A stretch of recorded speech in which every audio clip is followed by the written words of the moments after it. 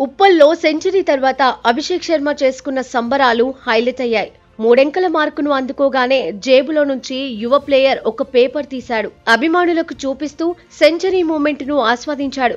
కాగితం మీద this one is for orange army అని రాసి ఉంది. అభిమానుల కోసమే అని చూపించిన స్లిప్ ఇప్పుడు సోషల్ మీడియాలో వైరల్ అవుతోంది. దీనిపై అభిషేక్ స్పందించాడు. రోజు నిద్ర లేవగానే రాసుకోవడం అలవాటన్నాడు. అలాగే పంజాబ్ కింగ్స్ తో మ్యాచ్ రోజు కూడా రాసుకున్నానని అన్నాడు. లక్కీగా తాను రాసుకున్నదే ఉప్పల్లో జరిగిందన్నాడు. ఇదే మ్యాటర్ పై ఎస్ఆర్హెచ్ మరో ఓపెనర్ ట్రావిస్ హెడ్ కూడా రియాక్ట్ అయ్యాడు. సెంచరీ తర్వాత అభిషేక్ చూపించిన స్లిప్ 6 మ్యాచ్ల పాటు అతడి జేబులోనే ఉందన్నాడు. అంటే ప్రతి మ్యాచ్లోనూ సెంచరీ కొట్టాలనే టార్గెట్ తోనే వస్తున్నాడని క్లారిటీ ఇచ్చాడు.